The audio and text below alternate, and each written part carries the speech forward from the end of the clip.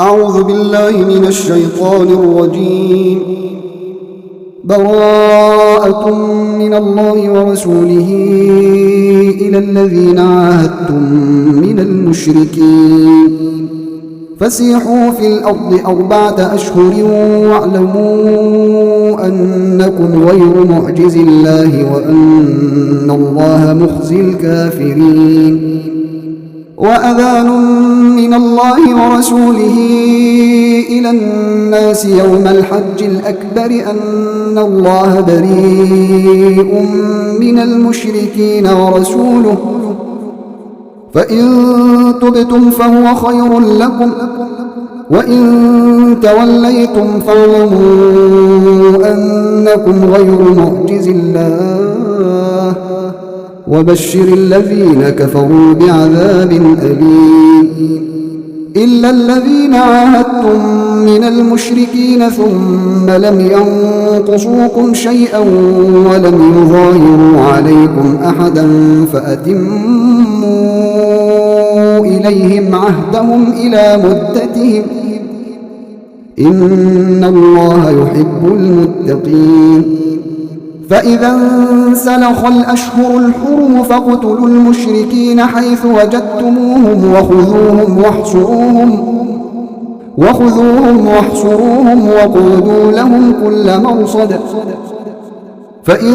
تابوا وأقاموا الصلاة وآتوا الزكاة فخلوا سبيلهم إن الله غفور رحيم. وإن أحد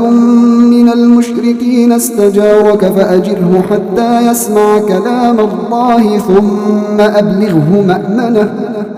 ذلك بأنهم قوم لا يعلمون. كيف يكون للمشركين عهد عند الله وعند رسوله إلا الذين عاهدتم عند المسجد الحرام فما استقاموا لكم فاستقيموا لهم إن الله يحب المتقين. كيف وإن يظهروا عليكم لا يرقبوا فيكم إلا ولا ذمة يرضونكم بأفواههم وتأبى قلوبهم وأكثرهم فاسقون. اشتروا بآيات الله ثمنا قليلا فصدوا عن سبيله إنهم ساء ما كانوا يعملون. لا يرقبون في مؤمن إلا ولا ذمة وأولئك هم المعتدون. فإن تابوا وأقاموا الصلاة وآتوا الزكاة فإخوانكم في الدين ونفصل الآيات لقوم يعلمون. وإن نكثوا أيمانهم من بعد عهدهم وطعنوا في دينكم فقاتلوا أئمة الكفر إنهم لا أيمان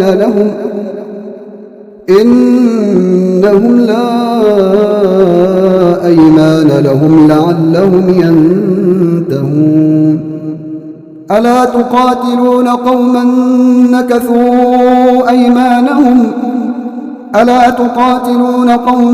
نكثوا أيمانهم وهموا بإخراج الرسول وهم بدؤوكم أول مرة أتخشونهم فالله أحق أن تخشوه إن كنتم مؤمنين. قاتلوهم يعذبهم الله بأيديكم ويخزيهم وينصركم عليهم ويشف صدور قوم مؤمنين ويذهب غيظ قلوبهم ويتوب الله على من يشاء والله عليم حكيم.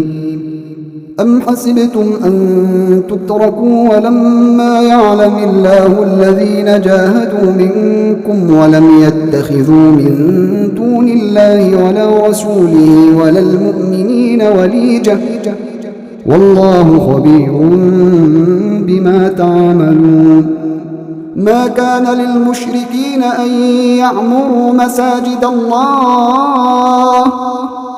ما كان للمشركين أن يعمروا مساجد الله شاهدين على أنفسهم بالكفر أولئك حبطت أعمالهم وفي النار هم خالدون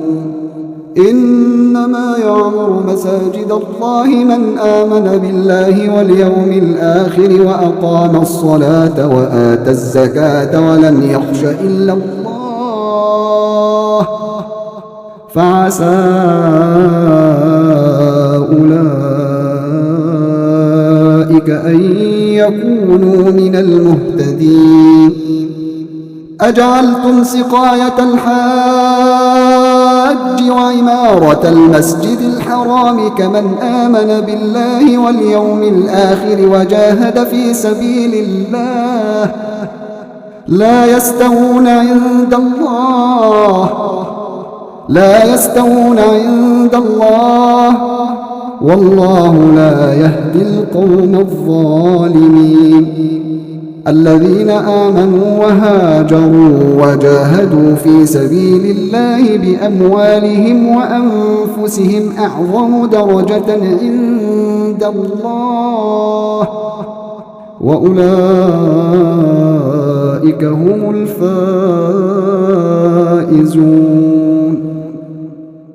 يبشرهم ربهم برحمة منه ورضوان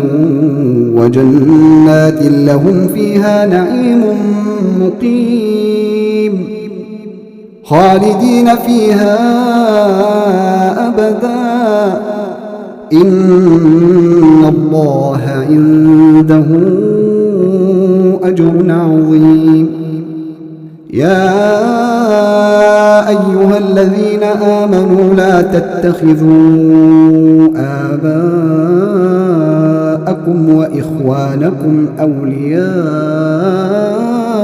إن استحبوا الكفر على الإيمان ومن يتولهم منكم فأولئك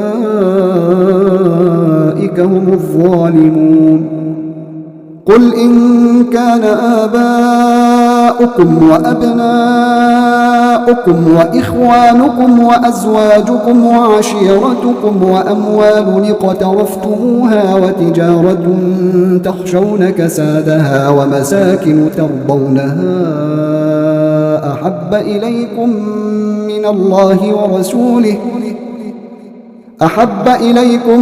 من الله ورسوله وجهاد في سبيله فتربصوا حتى يأتي الله بأمره والله لا يهدي القوم الفاسقين لقد نصركم الله في مواطن كثيرة ويوم حنين إذ أعجبتكم كثرتكم فلم تغن عنكم فئتكم شيئا وضاقت عليكم الأرض بما رحبت ثم وليتم مدبرين ثم أنزل الله سكينته على رسوله وعلى المؤمنين وأنزل جنودا لم تروها وعذب الذين كفروا وذلك جزاء الكافرين ثم يتوب الله من بعد ذلك على من يشاء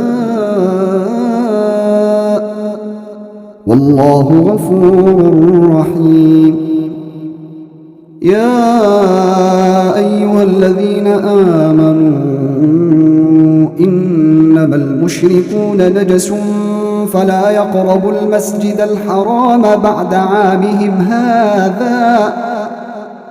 وإن خفتم عيلة فسوف يغنيكم الله من فضله إن شاء إن الله عليم حكيم قاتلوا الذين لا يؤمنون بالله ولا باليوم الآخر ولا يحرمون ما حرم الله ورسوله ولا يدينون دين الحق من الذين أوتوا الكتاب حتى يعطوا الجزية عن يد وهم صاغرون وقالت اليهود عزير بن الله وقالت النصارى المسيح ابن الله ذلك قولهم بأفواههم يضاهئون قول الذين كفروا من قبل قاتلهم الله أنى يؤفكون اتخذوا أحبارهم ورهبانهم أربابا من دون الله والمسيح ابن مريم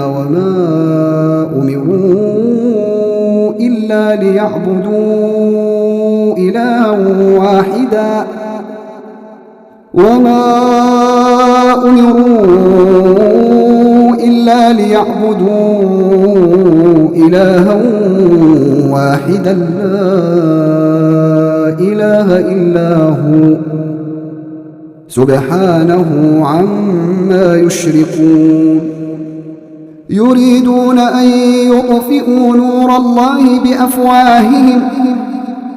يريدون أن يطفئوا نور الله بأفواههم ويأبى الله إلا أن يتم نوره ولو كره الكافرون هو الذي أرسل رسوله بالهدى ودين الحق ليظهره على الدين كله ولو كره المشركون يا أيها الذين آمنوا إن كثيرا من الأحبار والرهبان ليأكلون أموال الناس بالباطل ويصدون عن سبيل الله والذين يكنزون الذهب والفضة ولا ينفقونها في سبيل الله فبشرهم بعذاب أليم يوم يحمى عليها في نار جهنم فتكوى بها جباههم وجنوبهم وظهورهم هذا ما كنزتم لأنفسكم فذوقوا ما كنتم تكنزون إن عدة الشهور عند الله 12 شهرا في كتاب الله يوم خلق السماوات والأرض منها 4 حرم ذلك الدين القيم فلا تظلموا فيهن أنفسكم وقاتلوا المشركين كافة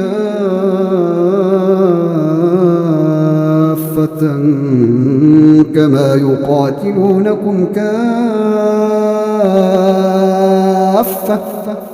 واعلموا أن الله مع المتقين إنما النسيء زيادة في الكفر يضل به الذين كفروا يحلونه عاما ويحرمونه عاما ليواطئوا عدة ما حرم الله فيحلوا ما حرم الله زين لهم سوء أعمالهم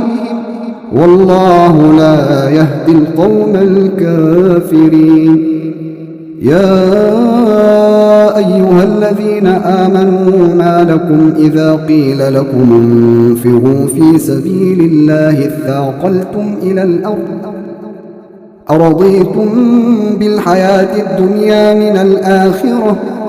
فما متاع الحياة الدنيا في الآخرة إلا قليل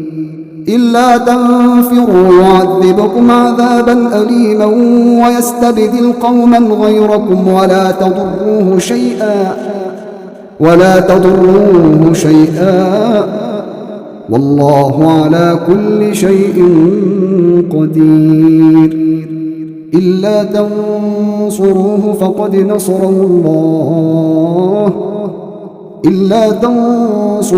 فقد نصره الله إذ أخرجه الذين كفروا ثاني اثنين إذ هما في الغار إذ يقول لصاحبه لا تحزن إن الله معنا فأنزل الله سكينته عليه وأيده بجنود لم تروها وجعل كلمة الذين كفروا السفلى وكلمة الله هي العليا والله عزيز حكيم. انفروا خفافا وثقالا وجاهدوا بأموالكم وأنفسكم في سبيل الله ذلكم خير لكم إن كنتم تعلمون. لو كان عرضا قريبا وسفرا قاصدا لاتبعوك ولكن بعدت عليهم الشقة وسيحلفون بالله لو استطعنا لخرجنا معكم يهلكون أنفسهم والله يعلم إنهم لكاذبون. عفى الله عنك لما أذنت لهم حتى يتبين لك الذين صدقوا وتعلم الكاذبين. لا يستأذنك الذين يؤمنون بالله واليوم الآخر أن يجاهدوا بأموالهم وأنفسهم والله عليم بالمتقين.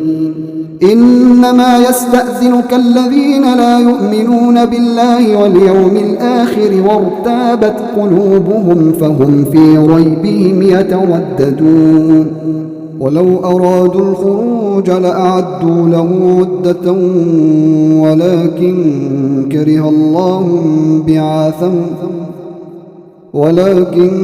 كره الله بعاثهم فثبطهم وقيل اقعدوا مع القاعدين. لو خرجوا فيكم ما زادوكم إلا خبالا ولأوضعوا خلالكم يبغونكم الفتنة وفيكم سماعون لهم والله عليم بالظالمين. لقد ابتغوا الفتنة من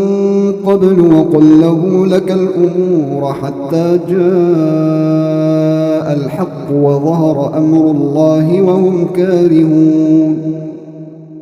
ومنهم من يقول ائذن لي ولا تفتني ألا في الفتنة سقطوا وإن جهنم لمحيطة بالكافرين. إن تصبك حسنة تسؤهم وإن تصبك مصيبة يقولوا قد أخذنا أمرنا من قبل ويتولوا وهم فرحون. قل لن يصيبنا إلا ما كتب الله لنا هو مولانا وعلى الله فليتوكل المؤمنون. قل هل تربصون بنا إلا إحدى الحسنيين ونحن نتربص بكم أن يصيبكم الله بعذاب من عنده أو بأيدينا فتربصوا إنا معكم متربصون. قل أنفقوا طوعا أو كرها لن يتقبل منكم إنكم كنتم قوما فاسقين. وما منعهم أن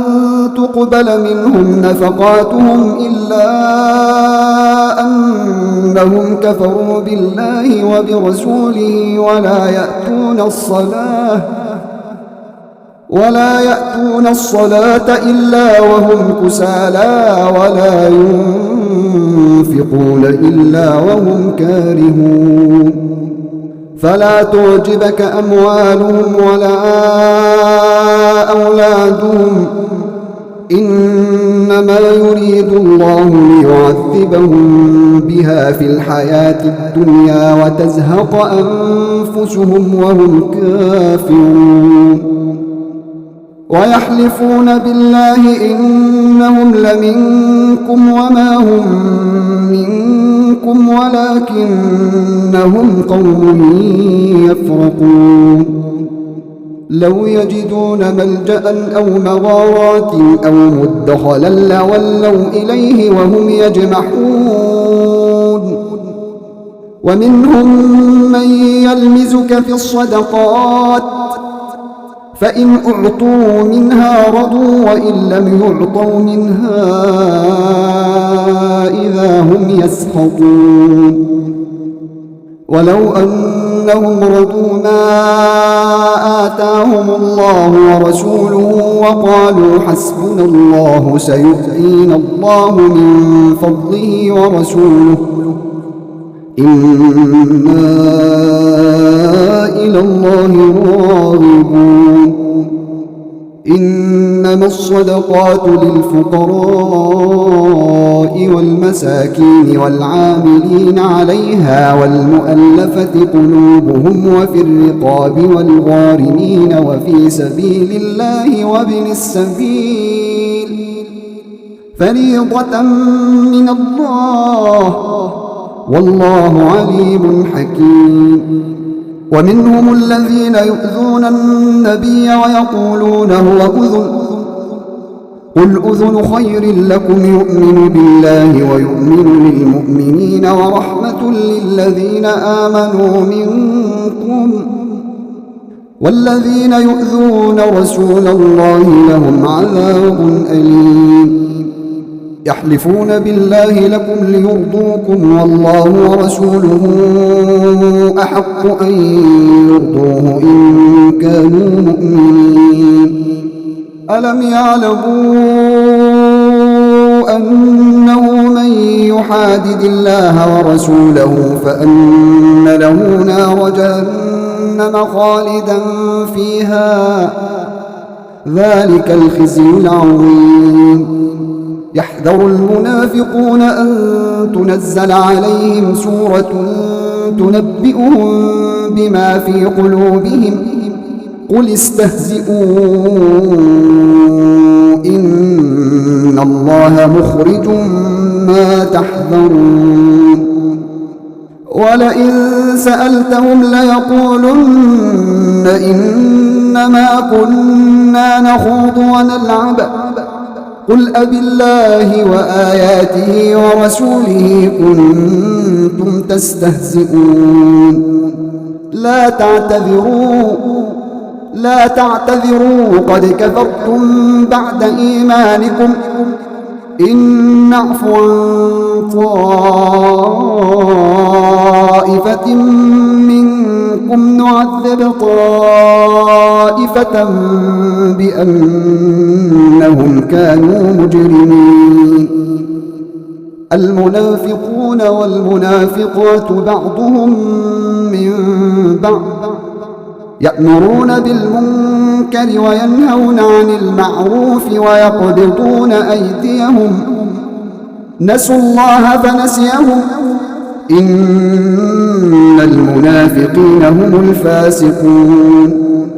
وعد الله المنافقين والمنافقات والكفار نار جهنم خالدين فيها هي حسبهم لعنهم الله ولهم عذاب مقيم كالذين من قبلكم كانوا أشد منكم قوة وأكثر أموالا وأولادا فاستمتعوا بخلاقهم فاستمتعتم بخلاقكم كما استمتع الذين من قبلكم بخلاقهم وخضتم كالذي خاضوا أولئك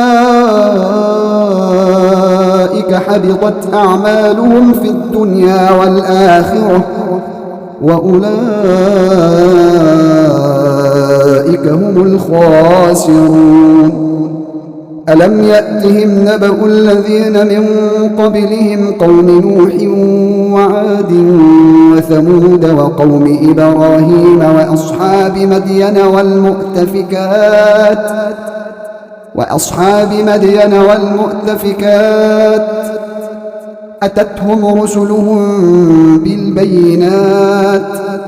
فما كان الله ليظلمهم ولكن كانوا أنفسهم يظلمون والمؤمنون والمؤمنات بعضهم أولياء بعض يأمرون بالمعروف وينهون عن المنكر ويقيمون الصلاة ويؤتون الزكاة ويطيعون الله ورسوله أولئك سيرحمهم الله إن الله عزيز حكيم وعد الله المؤمنين والمؤمنات جنات تجري من تحتها الأنهار خالدين فيها ومساكن طيبة في جنات عدن ورضوان من الله أكبر ذلك هو الفوز العظيم يا أيها النبي جاهد الكفار والمنافقين واغلظ عليهم ومأواهم جهنم وبئس المصير يحلفون بالله ما قالوا ولقد قالوا كلمة الكفر وكفروا بعد إسلامهم وهموا بما لم ينالوا وما نقموا إلا أن أغناهم الله ورسوله من فضله فإن يتوبوا يك خيرا لهم وإن يتولوا يعذبهم الله عذابا أليما في الدنيا والآخرة وما لهم في الأرض من ولي ولا نصير ومنهم من عاهد الله لئن آتانا من فضله لنصدقن ولنكونن من الصالحين فلما أتاهم من فضله بخلوا به وتولوا وهم معرضون فأعقبهم نفاقا في قلوبهم إلى يوم يلقونه بما أخلفوا الله ما وعدوه وبما كانوا يكذبون ألم يعلموا أن الله يعلم سرهم ونجواهم وأن الله علام الغيوب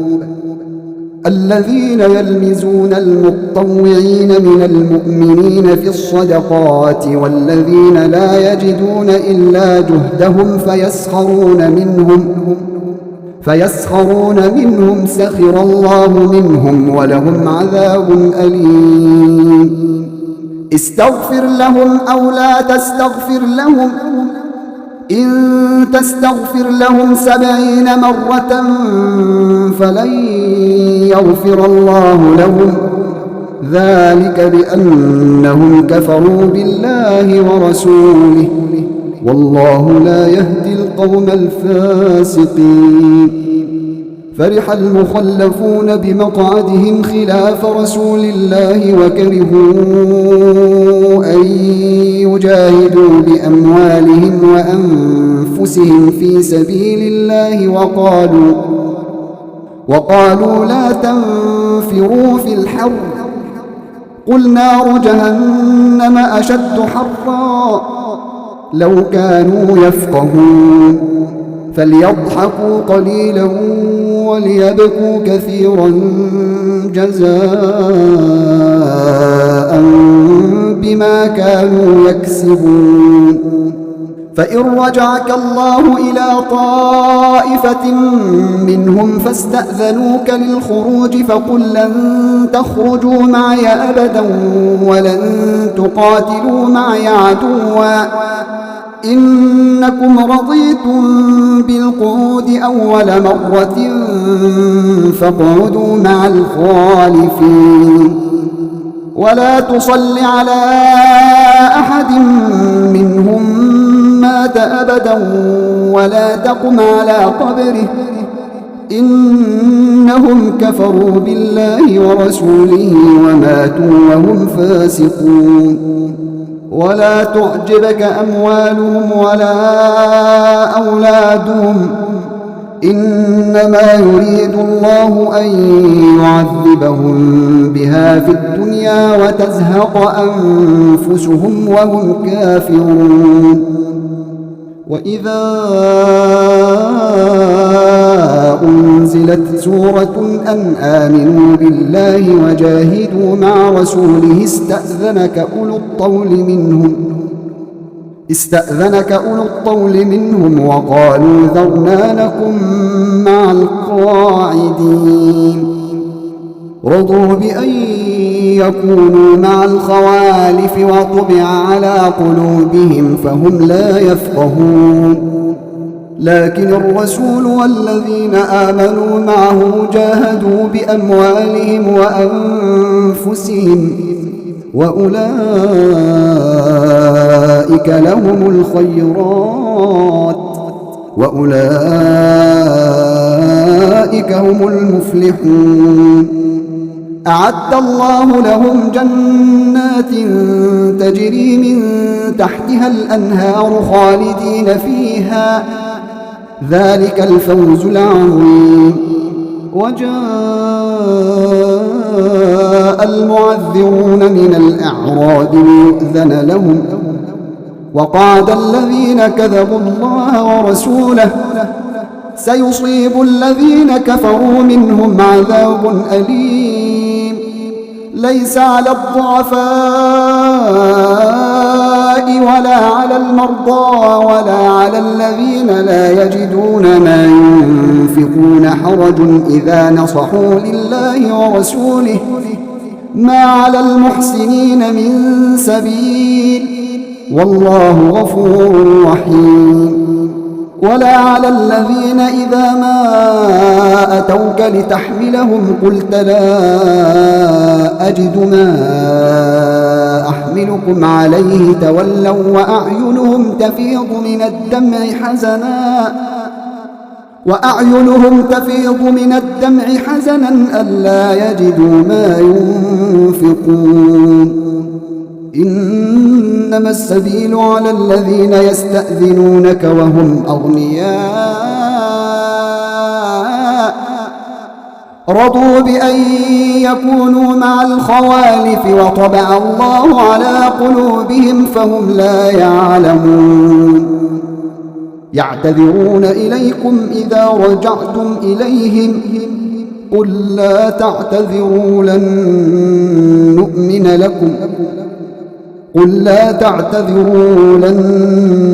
نؤمن لكم قد نبأنا الله من أخباركم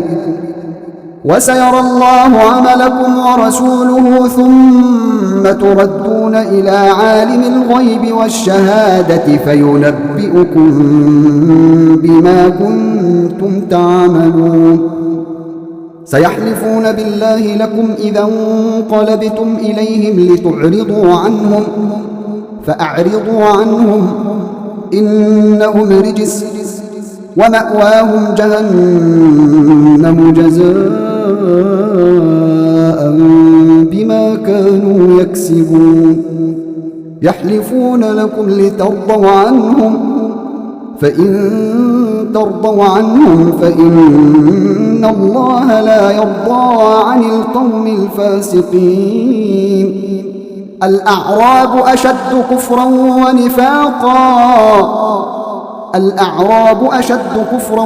ونفاقا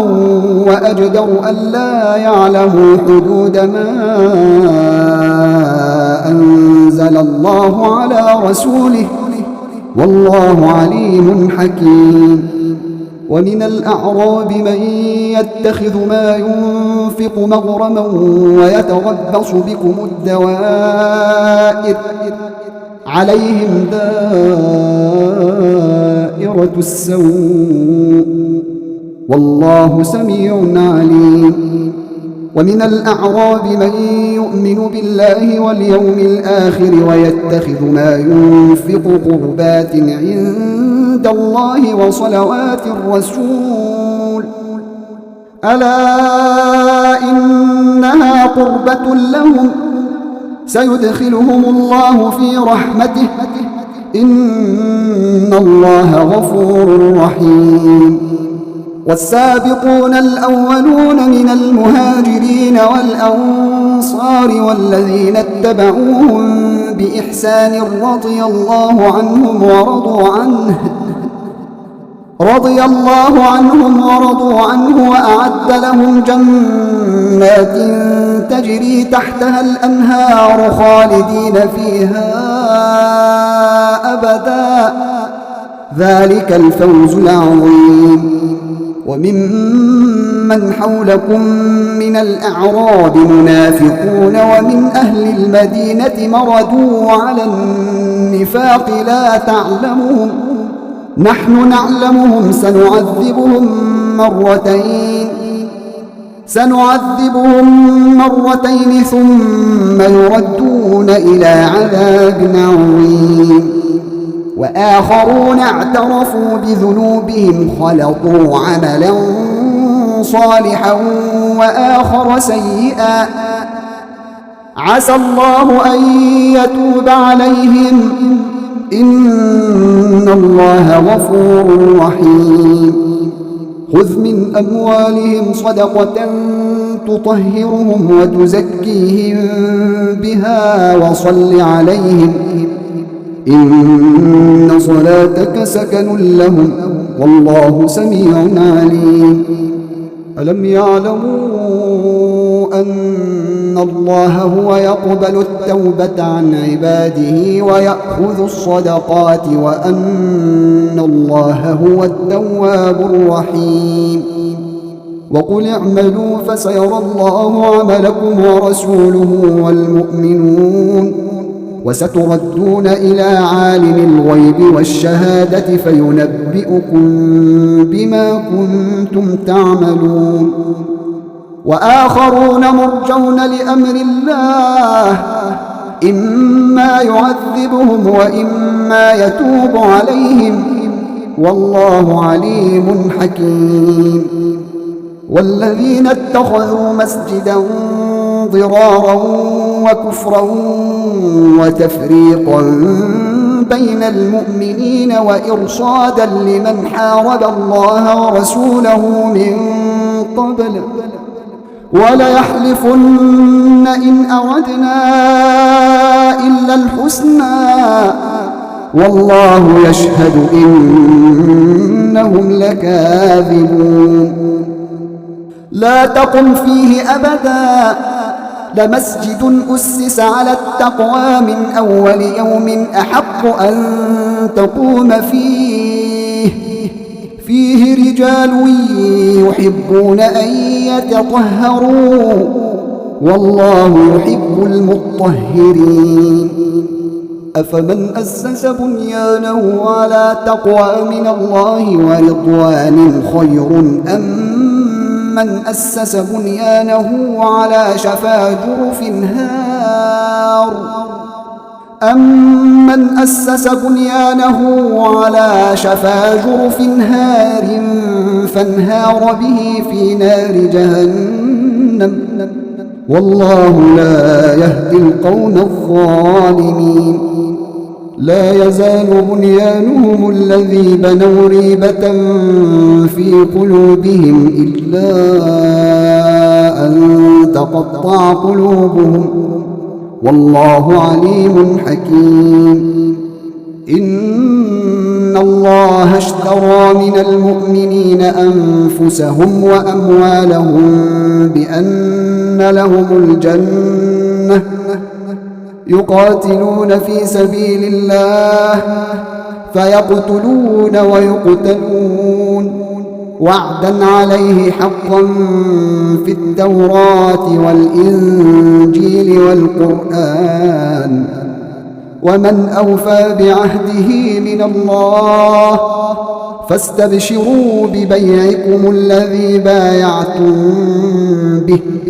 وذلك هو الفوز العظيم التائبون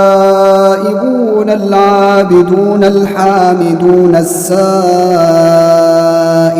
الراكعون الساجدون الآمرون بالمعروف والناهون عن المنكر والحافظون لحدود الله وبشر المؤمنين ما كان للنبي والذين آمنوا أن يستغفروا للمشركين ولو كانوا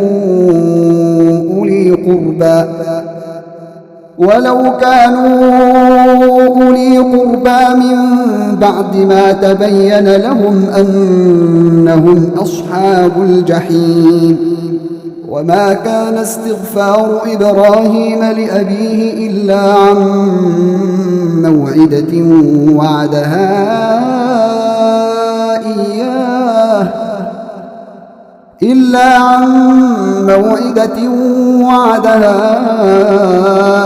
إياه فلما تبين له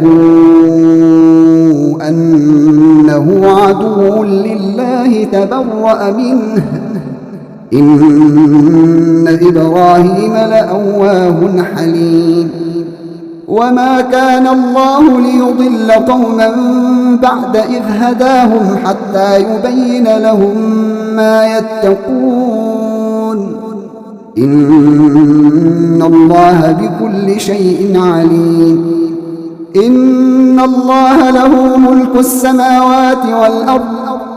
يحيي ويميت وما لكم من دون الله من ولي ولا نصير لقد تاب الله على النبي والمهاجرين والأنصار الذين اتبعوه في ساعة العسرة من بعد ما كاد يزيغ قلوب فريق منهم ثم تاب عليهم إنه بهم رءوف رحيم وعلى الثلاثة الذين خلفوا حتى إذا ضاقت عليهم الأرض بما رحبت وضاقت عليهم أنفسهم وظنوا أن لا ملجأ من الله إلا إليه ثم تاب عليهم ليتوبوا إن الله هو التواب الرحيم يا أيها الذين آمنوا اتقوا الله وكونوا مع الصادقين ما كان لأهل المدينة ومن حولهم من الأعراب أن يتخلفوا عن رسول الله ولا يرغبوا بأنفسهم عن نفسه ذلك بأنهم لا يصيبهم ظمأ ولا نصب ولا مخمصة في سبيل الله ولا يطؤون ولا يطؤون موطئا يغيظ الكفار ولا ينالون من عدو نيلا إلا كتب لهم به عمل صالح إن الله لا يضيع أجر المحسنين ولا ينفقون نفقة صغيرة ولا كبيرة ولا يقطعون واديا إلا كتب لهم ليجزيهم الله أحسن ما كانوا يعملون وما كان المؤمنون لينفروا كافة فلولا نفر من كل فرقة منهم طائفة ليتفقهوا في الدين ولينذروا قومهم إذا رجعوا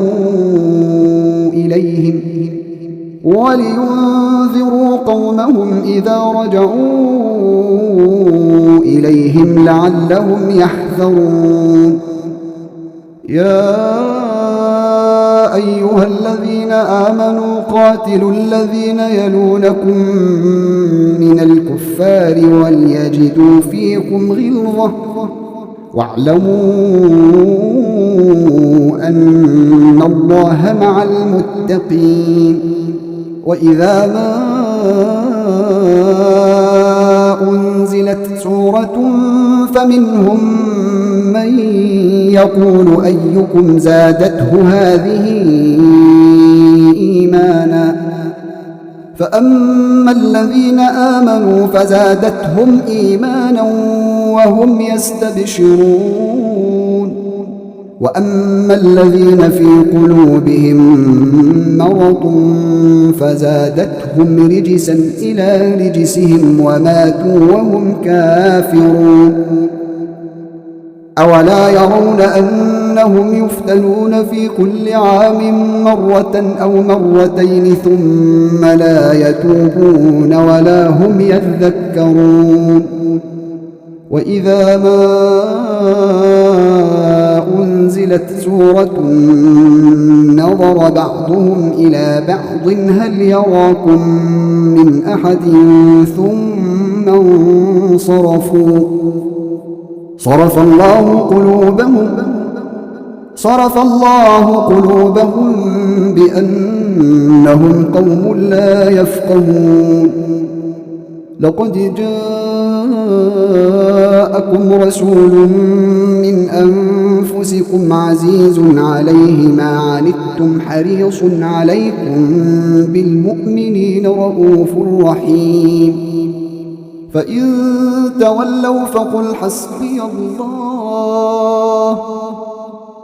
فإن تولوا فقل حسبي الله لا إله إلا هو